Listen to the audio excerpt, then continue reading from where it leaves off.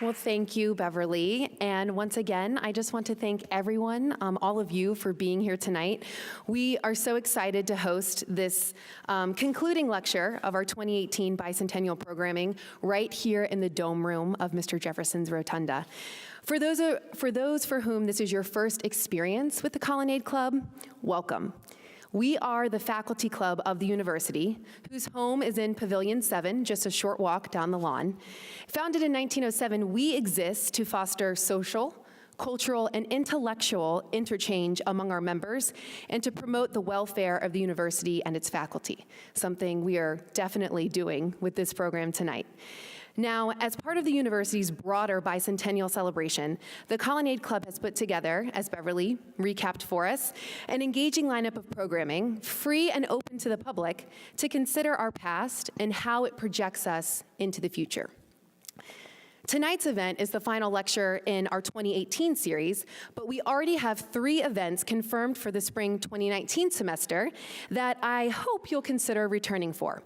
They include a tour of the Georgia O'Keeffe exhibit at the Fralin Museum, just right up the road that way, on January 14th, a lecture from our own Don Detmer on the future of artificial intelligence in healthcare, taking place on March 5th, and a multi-part lecture and conversation on the Me Too movement and its implications for UVA, which is planned for April.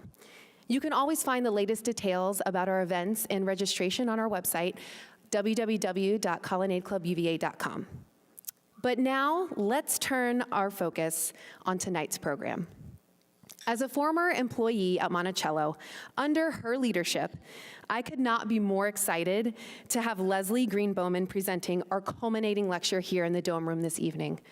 Ms. Bowman is the president of the Thomas Jefferson Foundation, which is the nonprofit organization that owns and operates Monticello, the home of our very own Mr. Jefferson, and the companion site of the Academical Village, designated as a UNESCO World Heritage Site.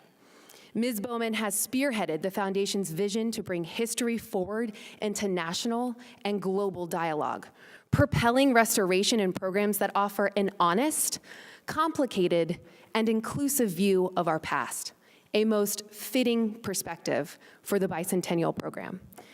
Ms. Bowman earned her Bachelor of Philosophy in American History and Art History at Miami University, and her Master of Arts in Early American Culture at the University of Delaware. She has spent her entire storied career in museums and served at the very highest levels. Director of the Winterthur Museum, head curator of decorative arts at the LA County Museum of Arts, accreditation commissioner for the American Alliance of Museums, and trust me, the list does go on. Ms. Bowman has also enjoyed academic appointments with USC and UCLA, where she taught American decorative arts history. She is an author and co-author of books amplifying scholarship on important eras in American art history.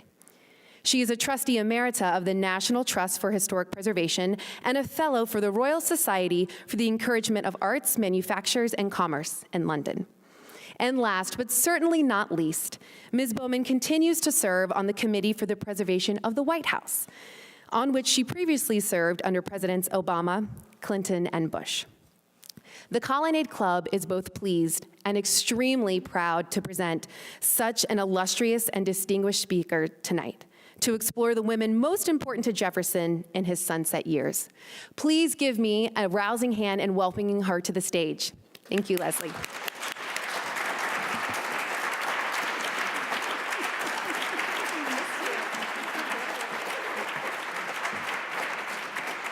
Sarah Elizabeth, thank you.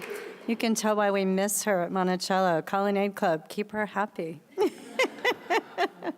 It is such a thrill to be here tonight.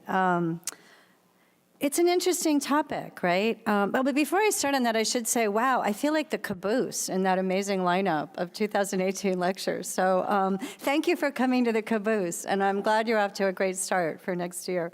You know, I struggled with how do I come up with a title to link Martha Jefferson Randolph, Jefferson's daughter, and Sally Hemings.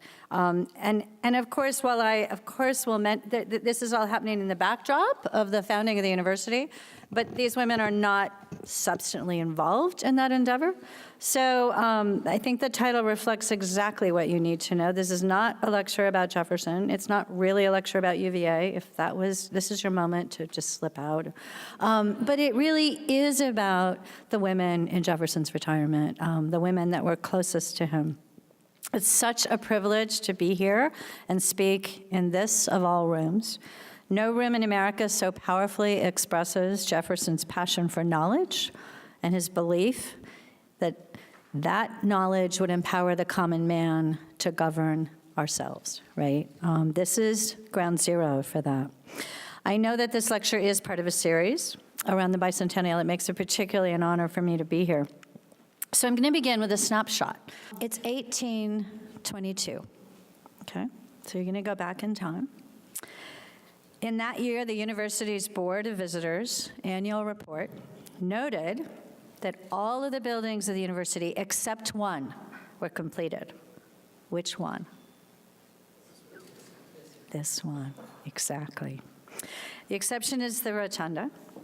Martha and Sally, as we're going to refer to them often through this lecture, were both middle-aged. Martha Randolph was 50, Sally Hemings 49. They had known each other as long as they could remember. Martha was 2 when Sally Hemings came to Monticello as a toddler. And Sally's father was Martha's grandfather and also Jefferson's father-in-law. So I'll let you kind of work that out. You know, if you're getting a little bored with the lecture, just keep working that puzzle. The point is, they are all kin. Never mind what happens or you don't think happened between Sally Hemings and Thomas Jefferson. Really, they're kinfolk, right? And through an accident of fate, Sally joined Martha and her father in Paris. The girls were there for 2.5 years, when few Americans, and certainly not teenage girls, traveled domestically, much less internationally. Both received uncommon educations compared to their peers. Now, 1822, Jefferson was 79 years old. As I've said, Martha Jefferson Randolph and Sally Hemings were the 2 women closest to him throughout his retirement. So how shall we examine their lives and influence? So I'll give you a measuring stick. A life well lived for a woman in the early 19th century was very different from the definition of a life well lived for a man. This comes as no surprise. Both sexes relied on social status for public acceptance and propulsion, but success for a woman was determined primarily by acquiring through marriage the protection and care of a kind man for her and her children. Success for a man, of course, resulted from his resources, his wealth, and his career achievements, and thus his ability to care for that wife and guarantee the position of his progeny. Right? Everybody good with that? Any takers? Any naysayers? Okay, we can all agree on that? That's good. Okay, we can go forward now. Okay. So what was life like for these 2 middle-aged women by 1822? Well, we'll start with Martha. Martha Jefferson Randolph had been married for 32 years to Thomas Mann Randolph, her 3rd cousin. I will just say it, it was an unfortunate alliance for her and for Jefferson. Randolph suffered from violent emotional swings. He sometimes drank heavily. He had not succeeded, remember the definition for a man? He had not succeeded substantively as either a planter or a statesman, or even his brief period trying to be a military officer. He was deeply in debt, and his plantations were heavily mortgaged. His stepmother had seen to it that he did not inherit Tuckahoe, his father's estate, because she convinced Tom's father to disinherit him in favor of her own children. His shortcomings were all the more obvious in the shadow of Thomas Jefferson. You know, you gotta pity anybody who has to compete with that father-in-law, especially when he's living under his father-in-law's roof at Monticello, where his wife is better known as the hostess and domestic manager of her father's plantation than of his holdings, which were failing. Throughout their marriage, Martha committed herself to satisfying the needs of both her husband and her father. These are my words, feeling duty to her husband and nearly blind devotion to her father, whom she lionized. By 1822, Martha was all that remained to Jefferson of his immediate family. Martha's sister Mariah had died in childbirth in 1804, after which Jefferson poignantly wrote, and I quote, "I have lost half of all I had. My evening prospects now hang on the slender thread of a single life." Martha was the slender thread of a single life, and she knew it. And she had known it since the age of 10. Martha left her husband briefly to serve as hostess for her father at the president's house in Washington, aided by her younger sister, before she died. When he retired from the presidency, she willingly moved her entire family to Monticello so as to take charge of the domestic affairs and serve as hostess. She was beset with a never-ending stream of guests. For those of you who have been to Monticello, I'm not going to embarrass anyone by saying who hasn't in this audience.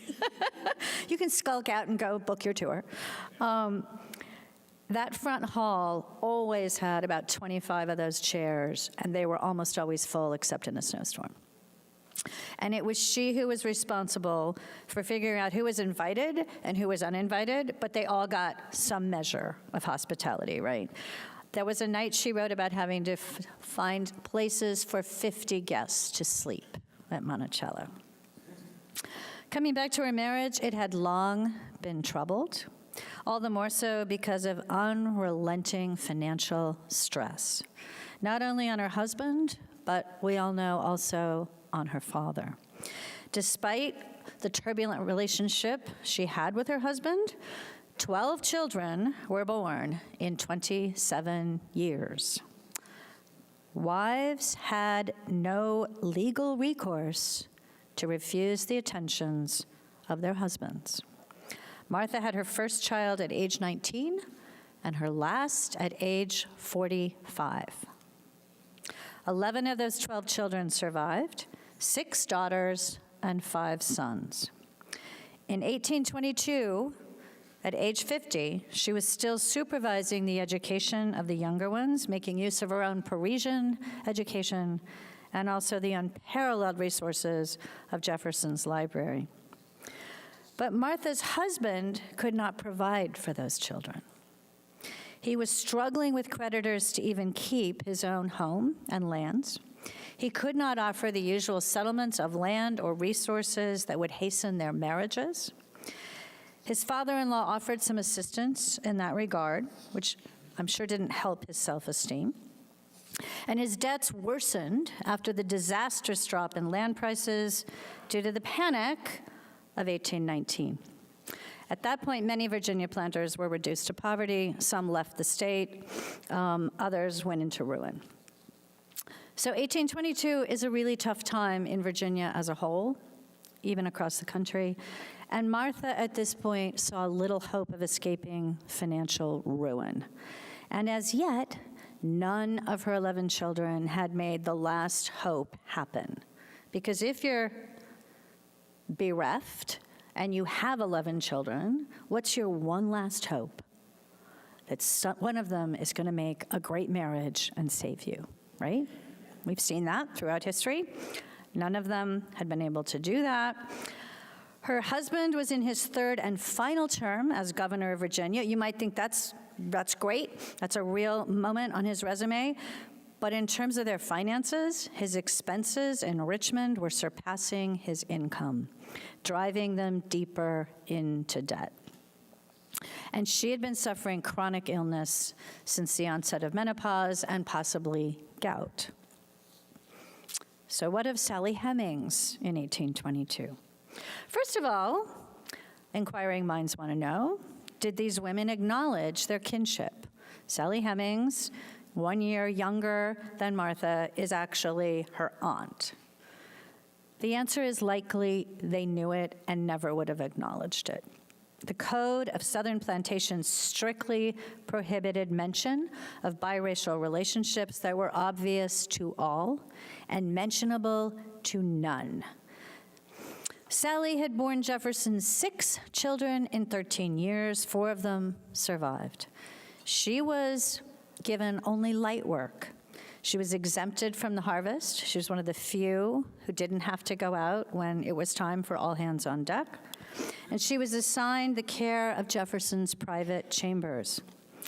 She had been permitted to raise her children and retain all of them with her. This is actually an extraordinary privilege for an enslaved woman because they were normally parted from their children during the day and, of course, separated permanently from them by sale whenever that was deemed profitable by their owner. But Sally Hemings would never forget 1822.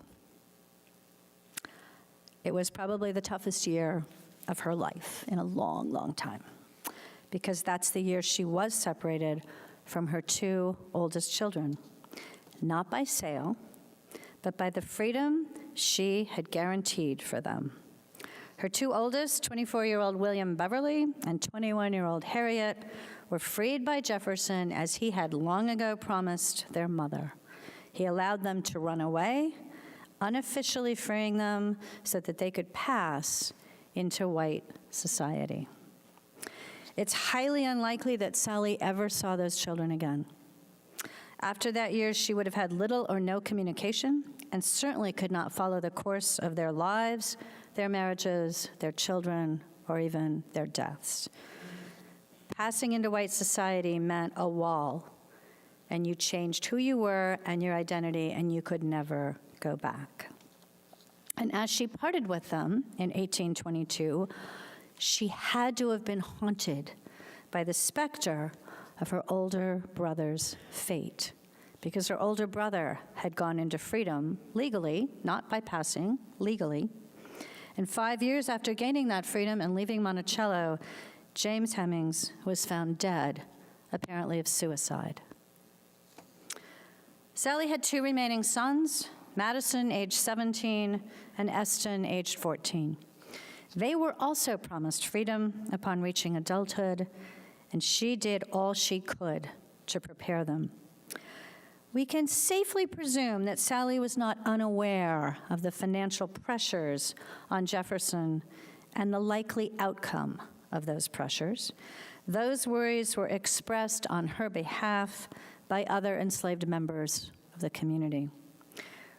And we do not know the state of her health in 1822. The only knowledge we have of Sally Hemings is through those who spoke about her or what was going on around her. For any of you who are interested, we've just installed an exhibit in the room where she likely lived. So we invite you to come up and learn more. So now I'm going to turn to focus on a pivotal character in the lives of these 2 women. Another woman who did not live to enjoy retirement with Jefferson. Neither Martha nor Sally would have known Jefferson without her, much less have been at Monticello. And it is this woman and the consequences of her early death that influenced the trajectory of her daughter Martha and her half-sister Sally Hemings. That, of course, is Jefferson's only wife, Martha Wales Skelton Jefferson. Martha was the daughter of a wealthy slave trader and planter, John Wales. She never knew her mother, who died a week after her birth. She lived with 2 successive stepmothers, but probably received the most welcome maternal attentions from her father's enslaved domestic servant and sexual partner, Elizabeth Hemings. Elizabeth produced 6 children by Wales, all half-siblings to Martha. They were 3/4 white and 1/4 African. One of them was Sally Hemings. Martha married at the age of 18, not to Jefferson, and by the time she was 22, she had lost both her husband and their only child. She was a young and wealthy widow, and by all accounts, attractive and accomplished. Marriages in this period were primarily made to secure wealth and social stature, and Jefferson's marriage to Martha in 1772 was no exception. But there is ample and strong evidence to suggest that their union was distinguished by deep and abiding love and respect. They shared a love of music, arts, literature, and more. Jefferson continually wrote of his desire to be with her when he was away from Monticello. She gave birth to 7 children in 10 years.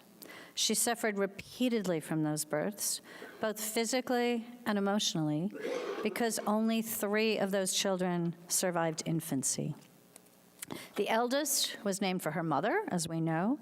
The second one was called Mary, and the third was Lucy. The year after their marriage, 1773, John Wales, her father, died. His estate and his debts were inherited by Martha or, of course, her husband, right? Unless prenuptial agreements guaranteed control of their property, married women could not hold title to or inherit property. The law favored their husbands. So presumably it was at Martha's request that Elizabeth Hemings and her family were summoned to come to Monticello, because Jefferson kept most of his father-in-law's lands and the slaves and continued to work those plantations, hoping that the revenues would retire the debts. It was not a good hope, but that's a different lecture.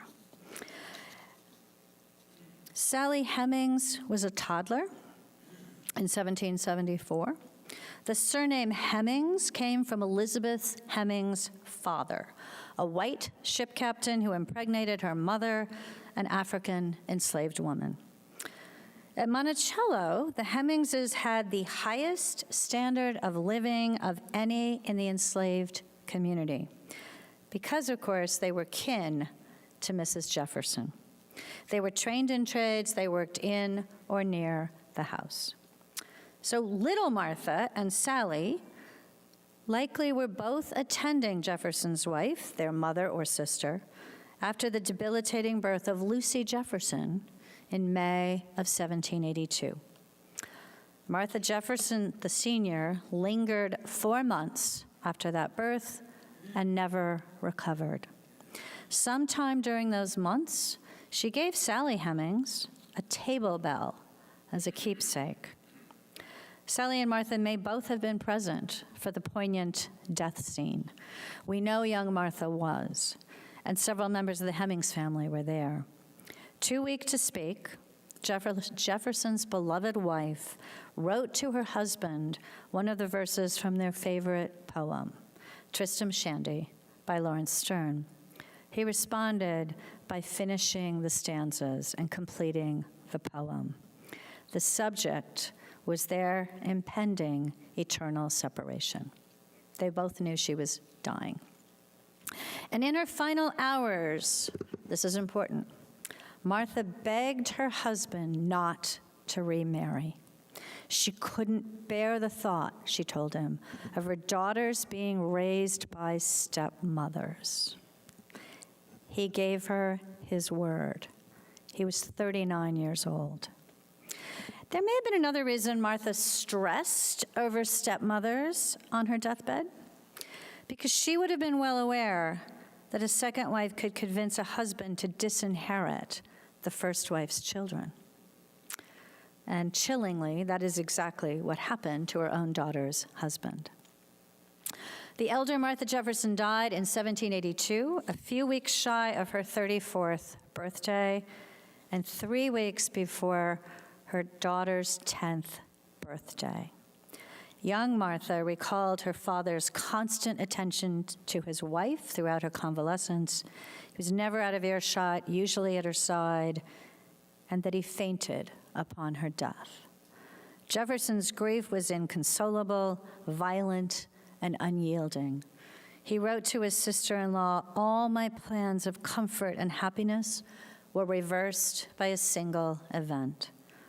So pronounced was his grief that it became a topic and concern among his friends and contemporaries. He suffered from migraine headaches. He saw no one, and he allowed only Martha to accompany him on long horseback rides to escape his grief. At the age of 10, Martha Jefferson became her father's constant companion, a primary caregiver and emotional support, a role she would resume throughout her life. So unremitting was Jefferson's condition that his friends in the Continental Congress arranged for an appointment in Paris to distract him and finally offer him the grand tour that he had long coveted. He determined immediately to take young Martha with him. Lucy and Mariah, would remain with family, the younger daughters. So was he taking her solely for the purpose of the education he said he wanted to provide for her, or was he also unwilling to be parted from her? I think both entered into his decision. We cannot recreate what was in Jefferson's mind, but I have to point out, it was pretty unusual for even an affluent planter to take a daughter to Europe for an education of the top flight stature. There were delays. They finally got to Paris in 1784, and with them, Jefferson brought Sally Hemings' older brother, James Hemings, to be trained in French cooking. Martha attended a convent school, the finest in Paris for the girls of elite families.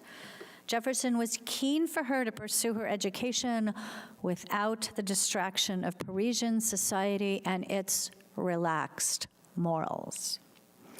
Her father established his residence at the city gate, near the city gates on the Champs-Élysées.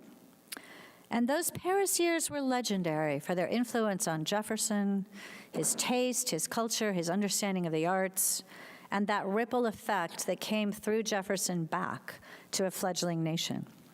But the Paris years were also profoundly influential to young Martha, procuring for her an education unique among her peers. Well, the prescription for curing Jefferson's grief seems to have been effective. He wrote elatedly of the arts and the sophistication of Paris, but he also condemned violently the corruption of the monarchy and the rampant poverty he observed among the peasant class. Paris was his university, but it also served to strengthen his commitment to the wholesome American experiment. And he fell in love. After his early widowhood at the age of 39, he kept his promise to his wife. He never remarried. That's actually most unusual in that period. For the next 44 years, there were only 2 women whose names were ever linked with his, either in letters or gossip. The first was Mariah Cosway. The second, Sally Hemings. Mariah Cosway was the beautiful and cosmopolitan wife of a British artist, herself an artist and musician. Jefferson joined the Cosways on outings along with the American artist John Trumbull, who had introduced them all. He escorted Mariah when her husband was away on commissions. There can be no doubt of their affection for one another, and it was recorded in his famous head and heart letters that he sent to her when they parted. If you want a lovely read, enjoy the head and heart letters. We do not know if they ever consummated their relationship sexually. We presume Martha would have at least met Madame Cosway.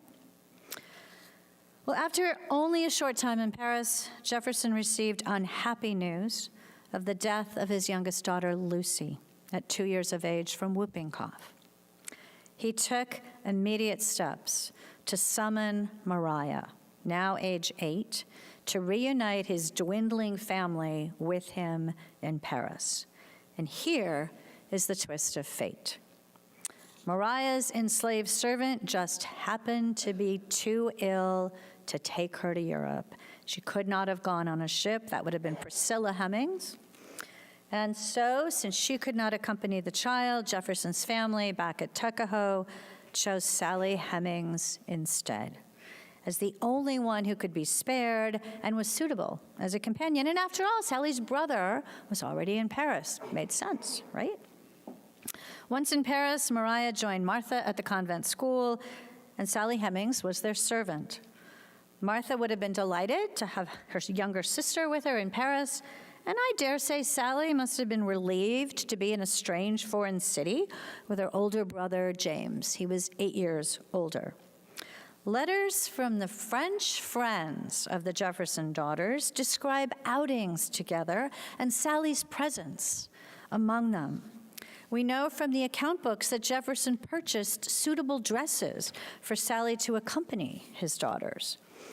And in those letters, they actually ask Martha and Mariah to be remembered to Sally. This lends a picture of female gaiety and society in which Sally Hemings is a participant. So let's just picture this scene for a moment.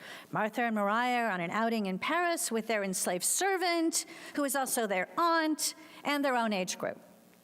Mariah was said to resemble more closely her mother, while Martha favored more her father. Mariah was considered prettier, and Martha perhaps more earnest in her appearance. We have no portraits of their mother. We have no portraits of Mariah. We have no portraits of Sally. We have only a couple portraits of Martha, who is nice enough looking, if not a beauty. Sally, however, was described as attractive, mighty near white, with long, straight hair. She might even have borne a resemblance to her half-sister, Jefferson's late wife. Now, I said she was an enslaved servant. Was she a slave in Paris? Literally, no. In Paris, Sally and her brother James had access to legal freedom because Jefferson had elected not to declare them as his property when they entered the country. You know those declaration lines you go through in customs? They were all the way back then. Probably didn't have a green and red light. Jefferson was probably a little uncomfortable acknowledging his own slaves when he had helped launch a nation on the ideals of equality and freedom. So he declared them as free servants. So in our story of both Martha and Sally, Paris was definitive. What happened there shaped their lives decisively, obviously for Sally, but also, it seems, for Martha. Both girls were in puberty. Martha was undoubtedly aware of her father's role in government and society, and possibly of his attentions to Mariah Cosway. She became acquainted with the dashing Marquis de Lafayette, who tossed her a cockade from his hat when he rode by the convent in a military parade. We have it in Martha's bedroom at Monticello. She flirted with Jefferson's secretary, William Short. There's some evidence to suggest that possibly he proposed marriage to her before they left France. But at this impressionable age, she was also influenced by the nuns. She asked Jefferson's permission to remain at the convent and take her vows. Can everyone just hear the explosion in Jefferson's head? Popery in my own family? So the answer was obviously no. And Jefferson concluded at this moment that perhaps it was his time to take his daughters more into French society and out of that convent, which he promptly did. So in April of that year, he removed both Mariah and Martha from the convent school and kept them with him in Paris. And as we all know, 1789, Paris is in the early convulsions of the French Revolution. So it actually probably made a lot of sense on a lot of levels to get these girls back home to Virginia. In Martha's case, to find her a suitor. And then Jefferson planned on coming back to Paris.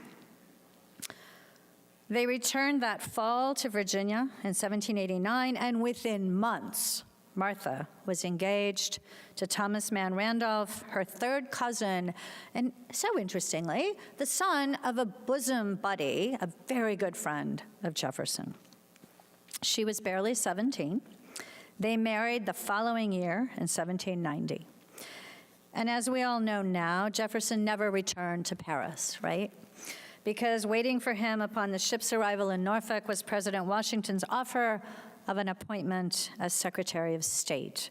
And in those days, that did not mean you were traveling the globe. It was really about trade and commerce, and that kept Jefferson largely in New York and Philadelphia, so Jefferson could take up those duties knowing that Martha was safely engaged to a kinsman. Let's go back to Paris now for a moment and focus on our other subject, Sally. When Jefferson decided to return to Virginia, Sally and her brother refused to accompany him. She was 16, he was 22. They both spoke French, and they had wage-worthy skills. She is a seamstress, he is a cook. They also had access to a substantial free black community in Paris.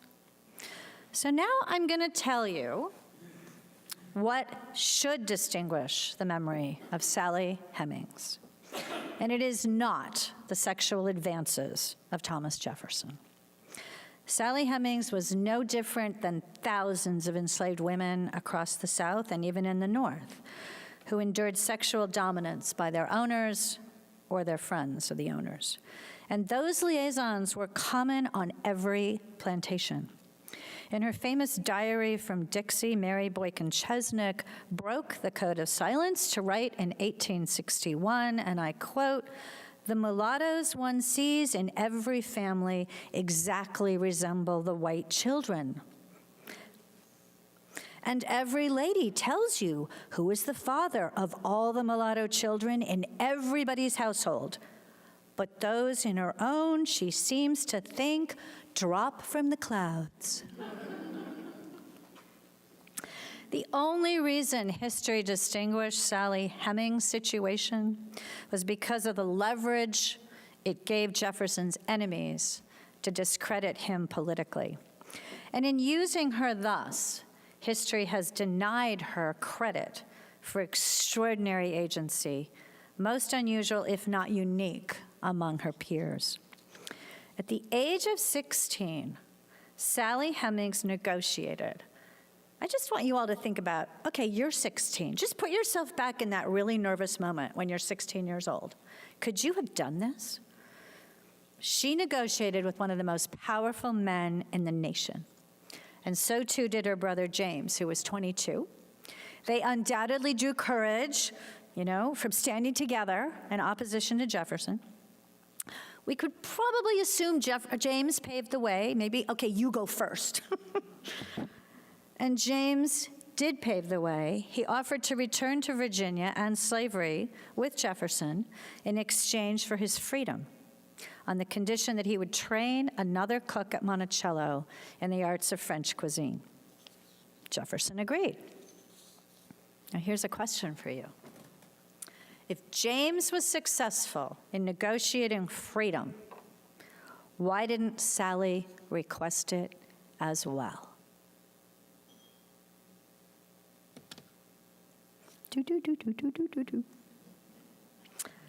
As far as we can tell, she did not ask for freedom. Instead, she negotiated extraordinary privileges and freedom for her unborn children.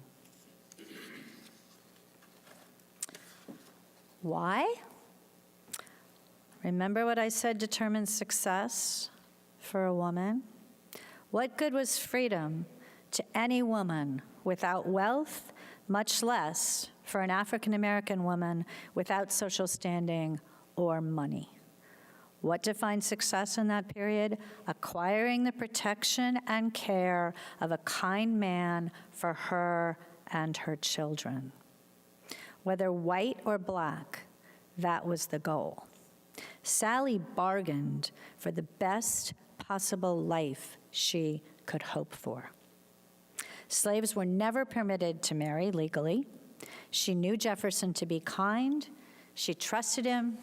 And as we have seen, he kept his promise. We do not know if Sally was pregnant when the Paris negotiations took place.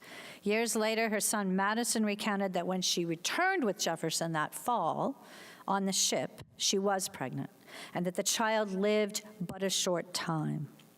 We do not know if part of their negotiation was also for her to submit sexually to Jefferson upon his request. White women could not refuse their husbands. Enslaved women could not refuse their masters. And once re-enslaved, Sally's body, her life, her work, and her children all belonged to Thomas Jefferson. Interestingly, their son, Madison, in 1873, when he recounts all of this to the Pike County Republican newspaper reporter, makes a point of stating that his mother was the only enslaved woman with whom Jefferson had children. Now, if you think about it, Sally repeated the life of her mother, but with benefits that did not accrue to her mother. So by 1790, our two women are back in Virginia. They have each entered into contracts with men to secure their futures. Each of them had a choice. Sally could have remained in Paris with her brother and been free.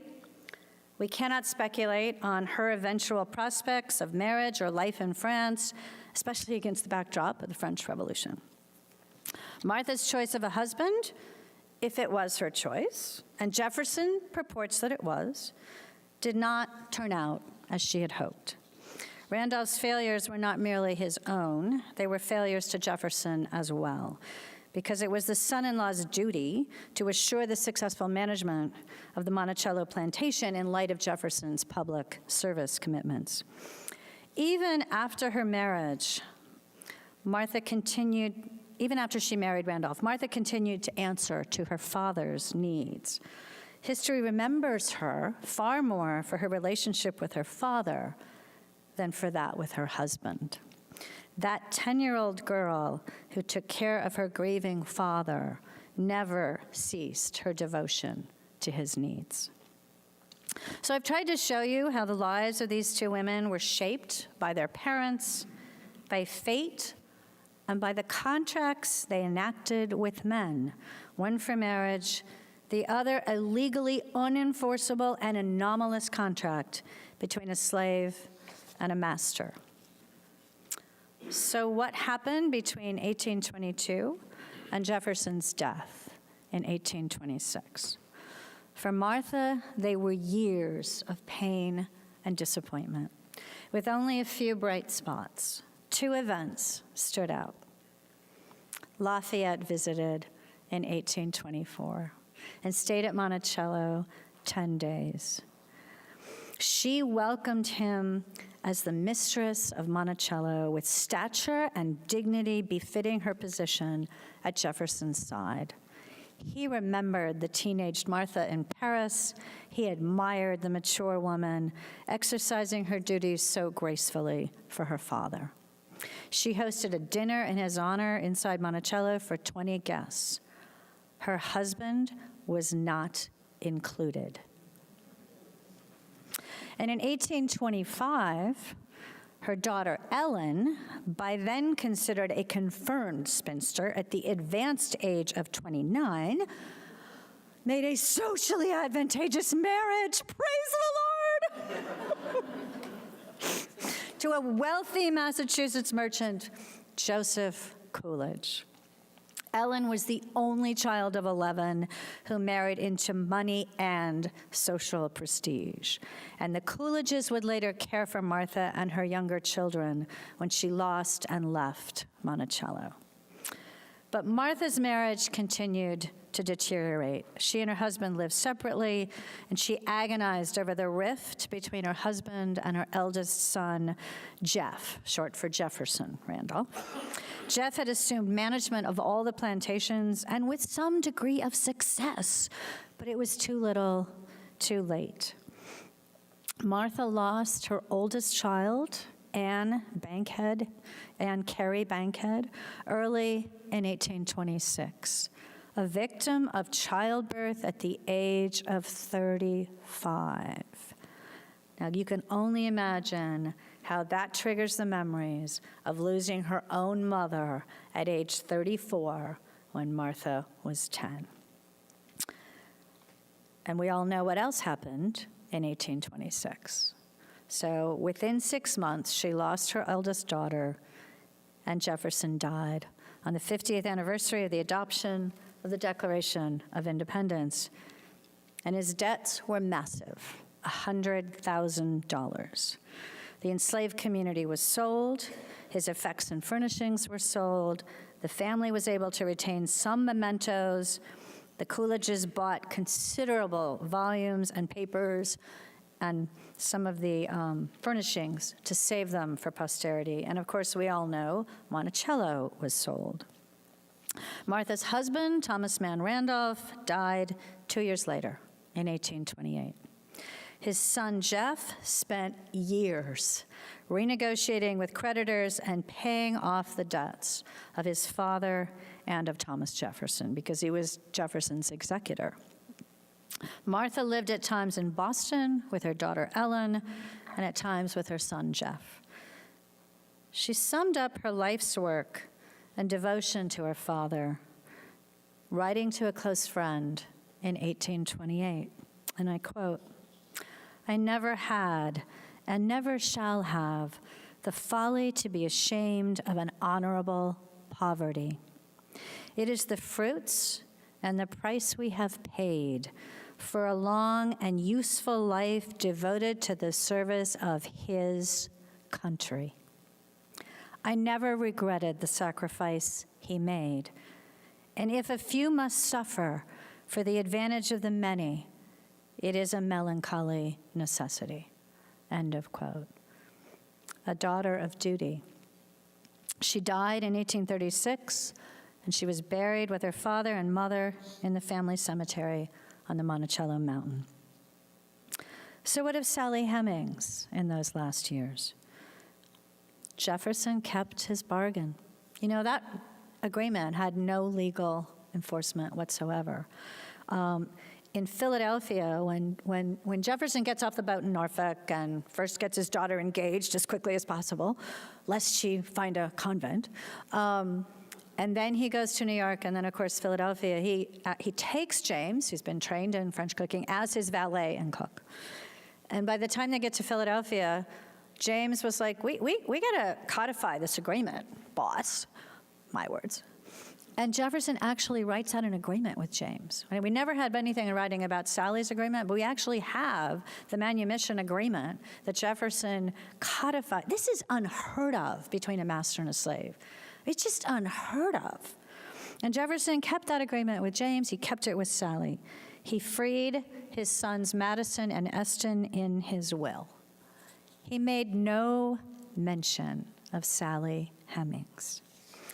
That would have been an unthinkable admission in a social code that insisted on silence. Who inherited Sally Hemings? Her niece, Martha. And Martha granted her immediately unofficial freedom. And Martha did more than that. She instructed her own executor, Jeff, her son, that if she should die before Sally, he was to confirm that unofficial freedom. Sally moved into Charlottesville and lived with her two younger sons who were freed in the will, Madison and Eston. She died in 1835 at the age of 62. The location of her grave is unknown. Her sons, Madison and Eston, Madison and Eston, after her death, then moved to Ohio, where many of the formerly enslaved workers at Monticello had migrated as they achieved freedom. And there in Ohio, they were successful. They owned property, they owned farms. One was a carpenter, the other a musician. Eston eventually passed into white society. We have only Madison's words to substitute for what his mother might have said about her life, and I will quote them. He says, "We all became free, agreeably to the treaty entered into by our parents before we were born. We all married and have raised families." Wow. In 2017, Pulitzer Prize-winning historian Annette Gordon-Reed observed, and I quote, "Though enslaved, Sally Hemings helped shape her life and the lives of her children, who got an almost 50-year head start on emancipation, escaping the system that had engulfed their ancestors and millions of others. Whatever we may feel about it today, this was important to her." End of quote. Thank you.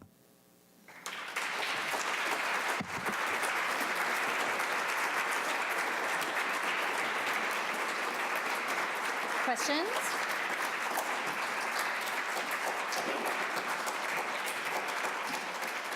Greene Bowman has graciously agreed to answer a couple of questions from the audience if anyone has anything stirring you wish to ask before resume our reception. You resume your wine? Sorry.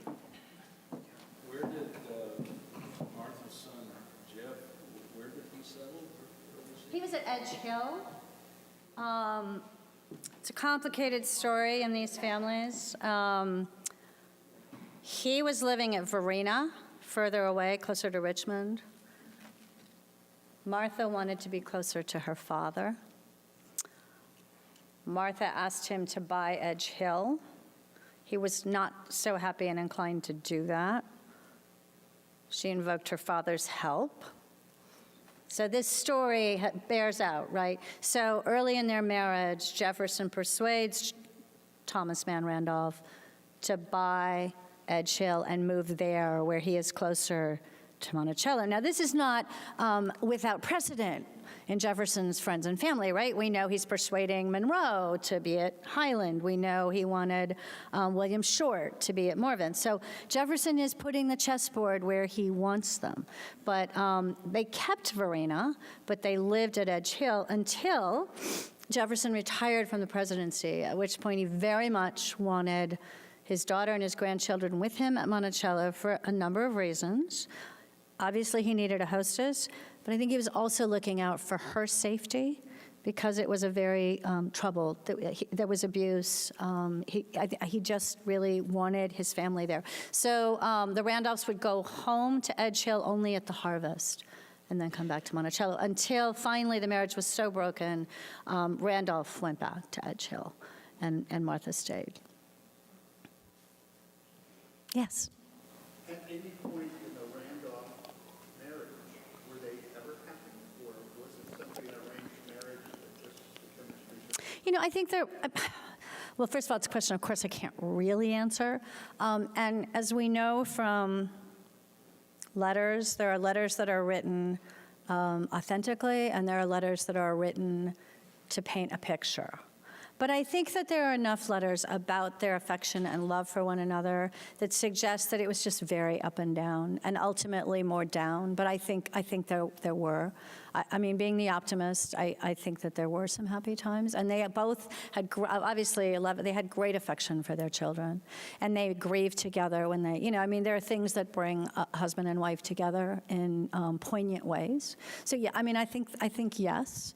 Was it the same happiness that Nicholas and Virginia Trist enjoyed? This is another, the granddaughter who wanted to marry Nicholas Trist, and Martha said, wait, come back when you're done at Yale. And they were 19 and 17 or something.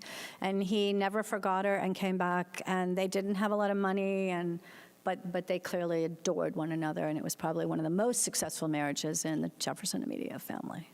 And so I wouldn't put their marriage on that level, but yeah. Yes.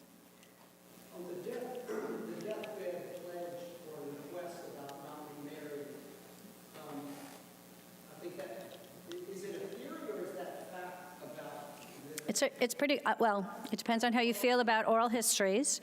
It's confirmed through oral histories that have come down through the Hemings family from multiple sources who heard that in the deathbed room. And so that would give a fair amount of evidence that, or more voting, that Jefferson would be even more comfortable in that over dominant relationship with Hemings, that given the pledge, that it wasn't about undying, probably wasn't about, I couldn't see with another woman, but more concern for our children. Oh, you're talking about Martha's reasoning for the pledge? And that would have not painted Jefferson into a corner, but would have, one could say, made his lifelong decision, whatever, more explainable. And I want to be careful not to read into, I want to give you all what we know and let you come to your own conclusions, because I think that's our job as historians, and not to say, well, from that you should think.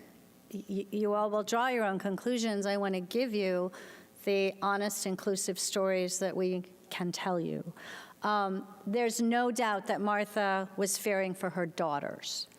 On the one hand, I think most people think she was fearing for the way her daughters would be treated because she had been raised by stepmothers. But on the other hand, I think it was a lot about property, because everybody knew if you have a second family, it's all up to Jefferson where he wants to leave his property, right? And she had daughters, not sons.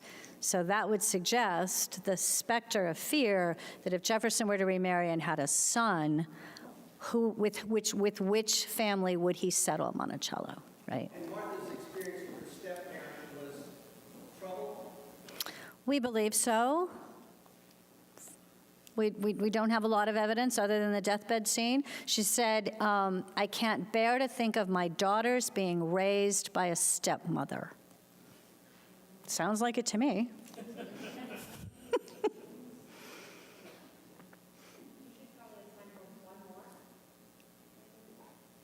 Over here, yes. I might be able to take two, if Sarah Elizabeth gives me permission. Yes, please. Hey. There's a lot of evidence as to Betty Hemings' role or her agency at Monticello.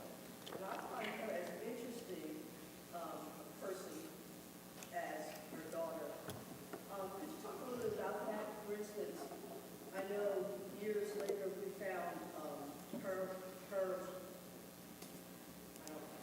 shed not too far from the house, where Jefferson would even say, send the children down to Betty because she had some kinds of skills with medicine and what have you. Can you talk a little bit about whether Betty had those kinds of privileges because of Sally or because of her coming into that household, having been the mother of Sally? Well, first of all, I want to say you know more than I do on that, so I want to be honest. I think you just put your finger on what we can't really tell you other than this is what's so tantalizing about history, right? We have only these few threads. When Jefferson talks about his evening prospects relying on a single thread, as historians, we rely on as many threads as we can, and we try not to overweight one thread over the other, right? I think we have no words from Martha saying, I love Betty Hemings, she raised me. But we do have the evidence of her actions that she immediately brings Betty Hemings, Elizabeth Hemings, and her family to Monticello. That says to me volumes. She must have loved this woman. She must have felt, and then she didn't like the stepmother, so, right? I think it's a really interesting notion and probably quite true that she exercised, honestly, enslaved people exercised within the bounds of their bondage, of course, they exercised as much agency as they could. And they're smart, and they can be just as manipulative as anybody else, and they know where the weak spots are. And it was their only way to exert power and their own humanity. So, but I can't answer, we just don't have evidence to say, oh, well, you know, with Sally, it's a clear moment. There was a bright light right there in Paris. It's unparalleled. The fact that this 16-year-old girl could take on Thomas Jefferson and say, I ain't going, bye. And that he would negotiate with her, right? But we just don't have that dramatic moment that we point to with her mother. But I love your theory, because where do we think she got that idea, right? Where did she get the mettle and the, you know, uppityness at the age of 16 to say, no, don't think so? So that's another lecture. You can give that one. Okay, there's your 2019. No, I'd love it. I'd love it. I'm just not qualified to give it, but I think it'd be fantastic. There was one more here. How do we know who Sally Hemings' father was? Well, we have ample evidence from contemporary accounts of the period. Then we have the oral histories of other enslaved people in that community, and we have her two sons calling their father Thomas Jefferson. We have the accounts of visitors to Monticello saying, gosh, they look like Jefferson, the children. The last piece of evidence that most people think is the most important is actually merely corroborative. It's not the most important piece. Annette Gordon Reed wrote long before the DNA studies that this was a logical conclusion. History is not a court of law. Very important to understand that. We are not held to a standard of proof beyond reasonable doubt. We are asked to take everything we know, all those threads, and give you the most logical conclusion. And in this case, it's really strong. And yet, because they were Black, their oral histories were denied and not listened to by white historians. But when Annette Gordon Reed and others started to bring those forward and listen to them in the 70s, the 80s, it's a pretty compelling record. We have more evidence that those children are sired by Thomas Jefferson than Martha and Mariah. Think about that. Nobody's asked for a DNA test with them.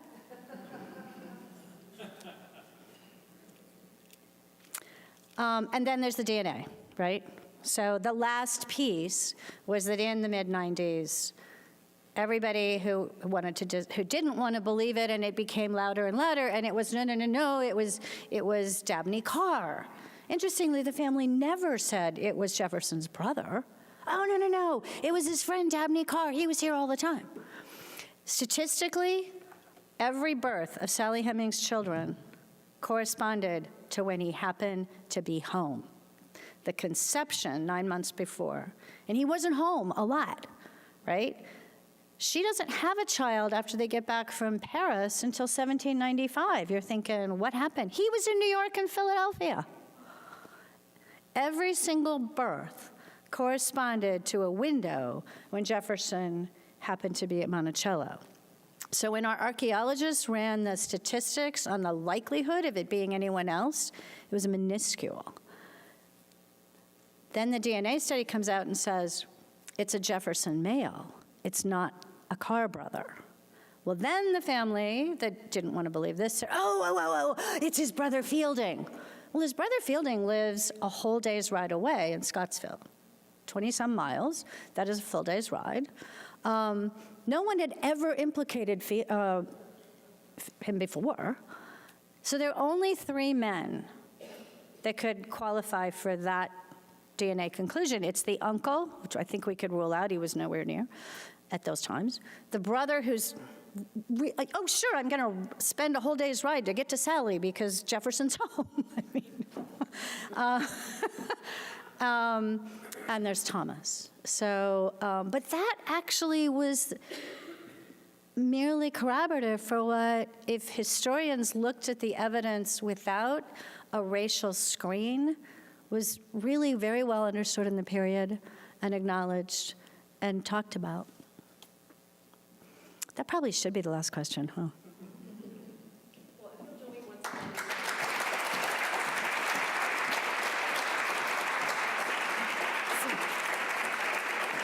No, don't go anywhere. Don't go anywhere. This is for you.